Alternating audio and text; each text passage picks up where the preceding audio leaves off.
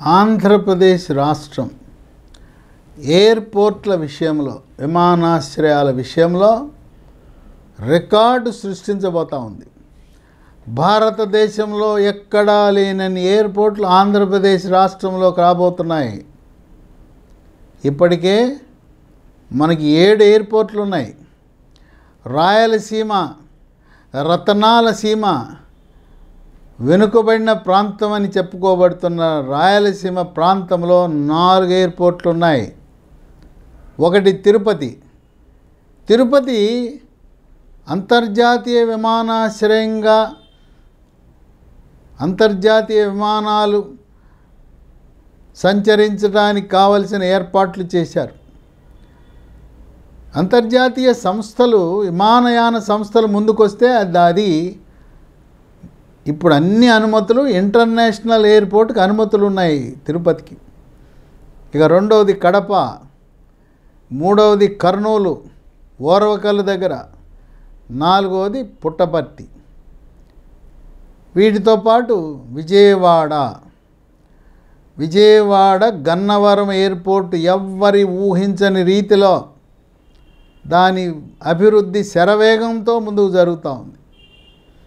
రాజమండ్రి, విశాఖపట్నం, ఈ 7తో పాటు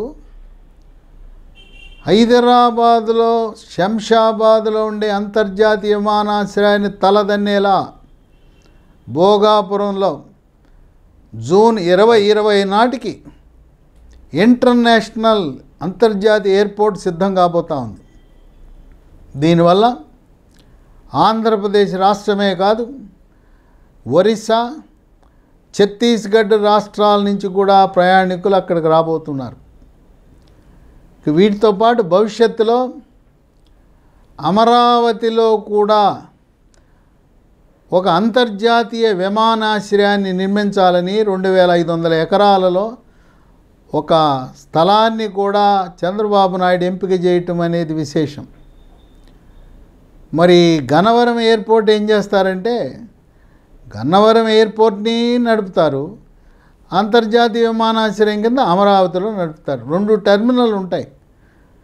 terminal 1, terminal 2, 2 టెర్మినల్స్గా నడుపుతారు. ఇక వీటితో పాటు మరొక 7 కొత్తగా ఈ 4 ఏళ్లలోనే పూర్తి కాబోతూ ఉన్నాయి. మొట్టమొదటిది రామ్మోహన్ నాయుడు, ప్రస్తుత కేంద్ర పౌర విమానయాన శాఖ మంత్రి. మనకి కేంద్ర ప్రభుత్వం మోదీ గారు ఏరి కోరి పౌర విమానయాన శాఖ ఇస్తున్నారు. చంద్రబాబు నాయుడు కూడా ఆనందంగా తీసుకుంటున్నారు. గత 2014-19 మధ్యలో కూడా అశోక్ గజపతిరాజుకి కేంద్ర పౌర విమానయాన శాఖ ఇచ్చారు. రామ్మోహన్ నాయుడు సొంత నియోజకవర్గం, సొంత లోక్సభ నియోజకవర్గం శ్రీకాకుళంలో అక్కడ మూలపేటలో ఒక నూతన ఎయిర్పోర్ట్ సిద్ధం కాబోతూ ఉంది. దానికి 1383 ఎకరాల భూసేకరణ కూడా పూర్తయింది. త్వరలో పనులు ప్రారంభం కాబోతున్నాయి. 2 కాకినాడకి ఇప్పుడు రాజమండ్రి దిగి రాజమండ్రి నుంచి కాకినాడకు వెళ్తున్నారు. రాజమండ్రిలో దిగే సగం ప్రయాణికులు కాకినాడ వాళ్ళే. కాకినాడకు అతి సమీపంలో తుని, అన్నవరం ఆ ప్రాంతంలో ఒక ఎయిర్పోర్ట్ నిర్మాణం చేయాలని 757 ఎకరాల భూసేకరణ కూడా పూర్తి చేశారు. ఇక మూడవది తాడేపల్లిగూడెం. బ్రిటిష్ కాలంలో తాడేపల్లిగూడెంలో అక్కడ మిలిటరీ ఎయిర్పోర్ట్ ఉంది. దాన్ని వృద్ధి చేసి 1123 ఎకరాల భూసేకరణ చేసి తాడేపల్లిగూడెంలో 3వ నూతన ఎయిర్పోర్ట్ రంగం సిద్ధమవుతూ ఉంది. ఇక 4వది పర్యాటక రంగాన్ని వృద్ధి చేయడానికి నాగార్జున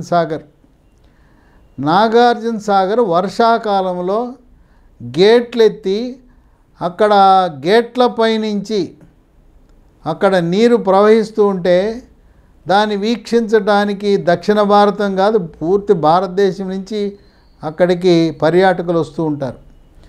నాగార్జున సాగర్ ఒక దేశంలోనే అగ్రగామి పర్యాటన కేంద్రమే కాకుండా ప్రపంచ పర్యాటక కేంద్రం కాబోతూ ఉంది. అక్కడ 1670 ఎకరాలు సేకరించి ఆ నాగార్జున సాగర్ ఎయిర్పోర్ట్ కూడా రంగం సిద్ధమవుతూ ఉంది. ఇక 5 ఒంగోలు. అక్కడ ఒంగోలు 657 ఎకరాలు భూసేకరణ చేశారు, దాన్ని కూడా సిద్ధం చేస్తున్నారు. ఇక 6 దగదర్తి. ఈ దగదర్తి 2014-19 మధ్యలోనే భూసేకరణ చేసి పనులు ప్రారంభించారు. 1379 ఎకరాలు భూసేకరణ అయింది. ఇప్పుడు ఆ దగదర్తికి సమీపంలో రామాయపట్నం, అక్కడ నౌకాశ్రయం సీపోర్టు, తర్వాత బీపీసీఎల్ కంపెనీ వాళ్ళు రామాయపట్నంలో పెట్రోకెమికల్ కాంప్లెక్స్ రిఫైనరీ పెట్టడం, అందువల్ల త్వరితగతిన దగదర్తిని పూర్తి చేయాలనే సంకల్పంతో రాష్ట్ర ప్రభుత్వం ఉంది.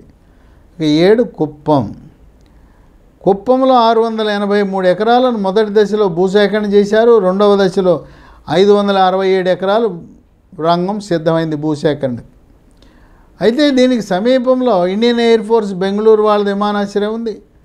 హెచ్ఏఎల్ హిందుస్థాన్ ఏరోనాటిక్స్ లిమిటెడ్ వాళ్ళది ఒకటి ఉంది బెంగళూరులో.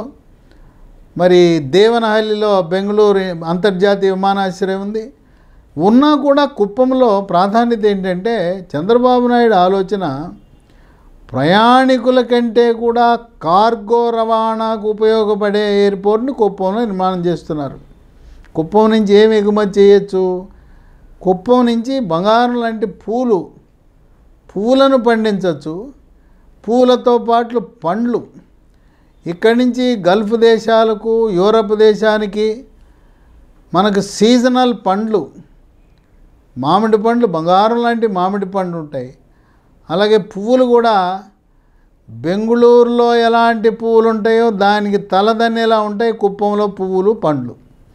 వీటి ఎగుమతులను ప్రోత్సహించడానికి కుప్పంలో అక్కడ కార్గోకి ఎక్కువ ప్రాధాన్యత ఇచ్చే విధంగా విమానాశ్రయాన్ని రూపుదిద్దుతున్నారు. ఇక శ్రీ సిటీ ఉంది. తడ దగ్గర శ్రీ సిటీ అదొక పెద్ద ప్రత్యేక ఆర్థిక జోన్. ఇక దాంట్లో 200 కంపెనీలు ఉన్నాయి. ఇది వేగంగా విస్తరిస్తూ ఉంది. శ్రీ సిటీ సమీపంలో ఈ కంపెనీల వాళ్ళ రాకపోకల కోసం ఒక ప్రైవేట్ ఎయిర్పోర్ట్ నిర్మాణం చేయాలనే ఆలోచనలో ఆ శ్రీ సిటీ యాజమాన్యం ఉంది. ఇంకోటి రామ్మోహన్ నాయుడు, చంద్రబాబు నాయుడు ఇద్దరు కలిసి కూర్చొని ఆలోచించి మనం ఆంధ్రప్రదేశ్లో ఏవియేషన్ యూనివర్సిటీని పెట్టాలని, అంటే పౌర విమానయాన యూనివర్సిటీ. ఇది ఎక్కడా లేదు, ఆంధ్రప్రదేశ్లో పెట్టాలనే ఆలోచనలో ఇద్దరు కూర్చుని దీన్ని ఎట్లయినా కూడా ప్రధానమంత్రి మోదీని ఒప్పించి ఏవియేషన్ యూనివర్సిటీ కేంద్ర ప్రభుత్వ సహకారంతో ఏర్పాటు చేయాలని ఉన్నారు. దీంతో పాటు పైలట్లకు శిక్షణ ఇచ్చే కేంద్రాన్ని కూడా ఆంధ్రప్రదేశ్లో ఏర్పాటు చేయాలనే ఆలోచన ఉంది. అట్లాగే చంద్రబాబు నాయుడు విమానాలు నడపటము ఇదే కాదు, విమానాల చిన్న చిన్న రిపేర్లు, సర్వీసింగు, ఓవరాలింగ్ కేంద్రాన్ని కూడా ఆంధ్రప్రదేశ్లో ఏర్పాటు చేయాలని ఆలోచన ఉంది. ఇప్పటికే చంద్రబాబు నాయుడు చొరవతో హైదరాబాద్ శంషాబాద్లో ఓవరాలింగ్ సెంటర్ని ఏర్పాటు జరిగింది. అలాంటిది ఆంధ్రప్రదేశ్లో కూడా జరిగితే చిన్న చిన్న రిపేర్ల కోసం భారతదేశం నుండి విమానాలన్నీ వచ్చి సర్వీసింగ్ చేయించుకోవడం, చిన్న చిన్న రిపేర్లు కూడా చేయించుకునే అవకాశం ఉంటుందని. రామ్మోహన్ నాయుడు కానీ చంద్రబాబు నాయుడు కానీ మనం తెలంగాణ, ఆంధ్ర అన్నదమ్ములు లాంటి వాళ్ళం, ఇద్దరూ అభివృద్ధి చెందాలి. తెలుగు జాతి కోసం పుట్టింది తెలుగుదేశం పార్టీ కనుక తెలంగాణ అభివృద్ధిని కూడా ఆకాంక్షించే వ్యక్తి చంద్రబాబు నాయుడు, తెలుగుదేశం పార్టీ. రామ్మోహన్ నాయుడికి చంద్రబాబు నాయుడు చెప్పాడు, ఆంధ్రప్రదేశ్తో పాటు తెలంగాణ రాష్ట్రంలో ఈ విమానయాన శాఖ ద్వారా ఎయిర్పోర్ట్లు అభివృద్ధి చెందాలి. త్వరలో కొత్తగూడెం, వరంగల్ ఆ 2 కూడా త్వరలో పూర్తయి ప్రయాణికులు ఉపయోగించుకునే పరిస్థితికి తేవాలని. ఇక్కడ వరంగల్లో బ్రిటిష్ నాటి కాలంలో అక్కడ మామునూర్ అని అక్కడ ఉంది ఒక చిన్న ఎయిర్పోర్టు, దాన్ని విస్తరించే ఆలోచనలో ఉంది. ఈ విధంగా మరి మనకు రామ్మోహన్ నాయుడు యువకుడు అన్నీ కూడా అనుకున్నదే తడవాయి. చంద్రబాబు నాయుడు ఆదేశం ఇవ్వగానే దాన్ని ఢిల్లీలో తన విమానయాన శాఖలో ఆగమేఘాల మీద యుద్ధ ప్రాతిపదికన మనకున్న ఇప్పుడు 7 ఎయిర్పోర్ట్లు, మరొక 9 ఎయిర్పోర్ట్లు మన ఆంధ్రప్రదేశ్ రాష్ట్రానికి వస్తే మనం ఆంధ్రప్రదేశ్ నుంచి ప్రపంచ దేశాలకు ఎక్కడికైనా వెళ్ళే పరిస్థితి ఉంది. ఇప్పటికే విశాఖ అంతర్జాతీయ విమానాశ్రయం, అక్కడి నుంచి దాదాపు 10 దేశాలకు ప్రయాణాలు జరుగుతున్నాయి, విదేశాలకు. తిరుపతిలో ఇంకా త్వరలో ప్రారంభం కాబోతూ ఉన్నాయి. విజయవాడ చంద్రబాబు నాయుడు 2014-19 ఉంటే అప్పట్లో సింగపూర్కి విమానాన్ని ప్రారంభింపజేశాడు. జగన్మోహన్ రెడ్డి వచ్చాడు, ఆయన దెబ్బకు ఆ సింగపూర్ వెళ్ళే విమానం కాస్త ఆగిపోయింది. మళ్ళీ సింగపూర్కి ప్రయాణాన్ని పునఃప్రారంభిస్తున్నారు. సింగపూర్తో పాటు విజయవాడ నుంచి దుబాయ్, బ్యాంకాక్ కూడా ప్రయాణాలు సాగించే విధంగా ఏర్పాట్లు జరుగుతున్నాయి. ఆ విధంగా విశాఖ, విజయవాడ అంతర్జాతీయ విమానాశ్రయాలు, తిరుపతిలో అన్ని సదుపాయాలు ఉన్నాయి. తిరుపతిలో కస్టమ్స్, ఇమ్మిగ్రేషన్ అన్నీ సిద్ధం చేశారు. ఏ క్షణానైనా కూడా ఎవరైనా ఎయిర్లైన్స్ ముందుకొస్తే, ఎవరూ లేకపోతే మరి రామ్మోహన్ నాయుడు చేతిలో మరి పౌర విమానయాన శాఖ ఉంది. టాటా సంస్థ వారిని అడిగితే వాళ్ళు టాటా సంస్థ వారు ఎయిర్ ఇండియాను కొనుక్కున్నారు. ఆంధ్రప్రదేశ్ అన్నా, తెలుగు ప్రజలన్నా టాటా వారికి ఎంతో ప్రేమ, చంద్రబాబు నాయుడుతో సత్సంబంధాలు. అడిగితే తప్పకుండా తిరుపతి నుంచి ఇతర దేశాలకు విమానాలను ప్రారంభించటానికి టాటా సంస్థ, ఎయిర్ ఇండియా ఏమాత్రం వెనుకంజ వేయరని చెప్పి రాజకీయ విశ్లేషకులు, ఆర్థిక రంగ నిపుణులు భావిస్తున్నారు. ఈ విధంగా ఎయిర్పోర్ట్లు అభివృద్ధి చెందటము ద్వారా మనకు స్వదేశీ పెట్టుబడులు, విదేశీ పెట్టుబడులు ఇబ్బడి ముబ్బడిగా వస్తాయని, ఎవరైనా మరి వాళ్ళు వచ్చి వాళ్ళ పరిశ్రమలు పర్యవేక్షణ చేయాలంటే ఎయిర్పోర్ట్ అనేది చాలా కీలకమని ఆర్థిక రంగ నిపుణులు భావిస్తున్నారు.